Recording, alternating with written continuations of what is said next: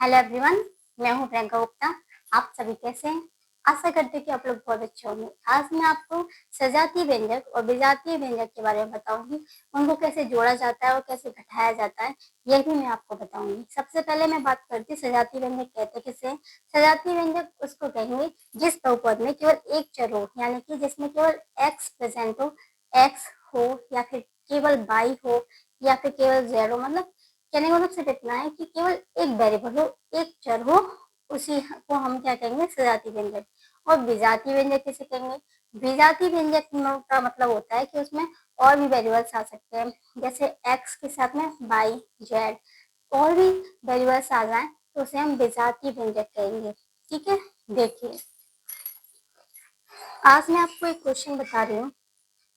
Question है व्यंजक 4x² plus 7x plus 12, ठीक है, में से व्यंजक 2x² प्लस 6x प्लस 5 को बैठाइए। में से 2x² प्लस 6x प्लस 5, ठीक है, इसको क्या करना है, घटाना है। तो देखिए सबसे सिंपल मेथड मैं आपको बता दूं घटाने का, बहुत इजी। देखिए 4x² plus 7x² 7x plus 12, ठीक है। अब x² के नीचे x² वाला टर्म लिख देंगे, ठीक है, x के नीचे x वाला टर्म और जिस जो आपका कांस्टेंट है, कांस्टेंट के नीचे कांस्टेंट वाला टर्म, ठीक है। अब हम क्या करते हैं, हमें क्या करना है, घटाना है। तो जब हम घटाते हैं तो घटाने पर क्या होता है, जो नीचे वाली संख्या होती है ना, जिस संख्या को हम घटा रहे हैं उस संख्या के साइन चेंज हो जाते हैं, ठीक है।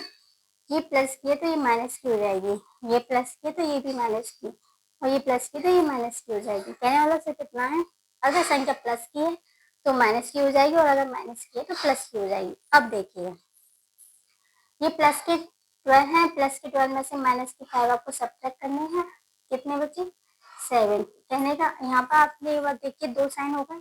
तो आपके जो पहले साइन लगा था ना, अब उसका कोई वैल्यू नहीं रह जाएगी। अब जो हमने नए साइन लगाए हैं उससे काम होगा, ठीक है। ये प्लस के 7 नहीं, माइनस के 6 है, तो 7 में 6 के 1 बचे, किसके बचेंगे, प्लस के। प्लस के क्यों बचेंगे, क्योंकि 7 बड़े हैं 6 से। जिसकी संख्या बड़ी होती है ना, जिस साइन की वही साइन आता है। तो यहाँ पर 1x बचा और 1 लिखने का कोई मतलब नहीं रह जाता, ठीक है। अब 4 में से 2 आप सब्ट्रैक्ट करेंगे तो 2 बचेंगे, और क्या बचेगा, x², ठीक है। समझ में आ गया? अब देखो इसी के और भी क्वेश्चन हैं। 9x माइनस 7y में से 3x प्लस 4y को बैठाइए।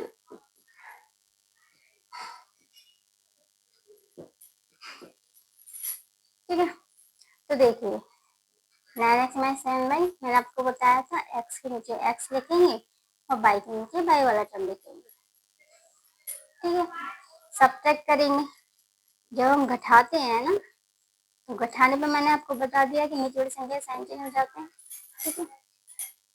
अब ये दोनों ही माइनस की हो गई, जब दोनों ही संख्या माइनस की हो जाती है तो वो एड हो जाती है। साइन तो माइनस का ही रहता है, एड हो जाती है लेकिन, ठीक। और ये हो जाएगी सब्ट्रैक्ट, ये प्लस की ये माइनस की तो क्या हो जाएगी, सब्ट्रैक्ट 6x माइनस की 11y। समझ में आ गया? और भी इसमें क्वेश्चन है, मैं आपको करके बता देती हूँ।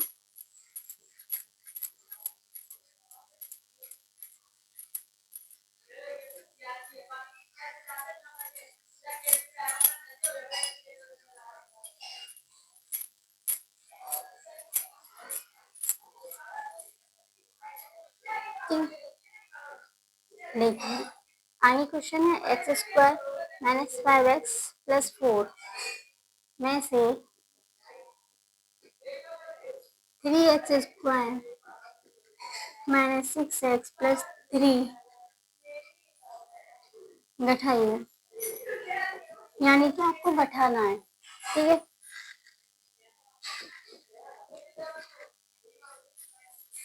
अब देखिए तो घटाते कैसे हैं, आपको कुछ नहीं करना, एक्स स्क्वायर नीचे एक्स स्क्वायर वाला टर्म, ठीक है, एक्स के नीचे एक्स वाला टर्म।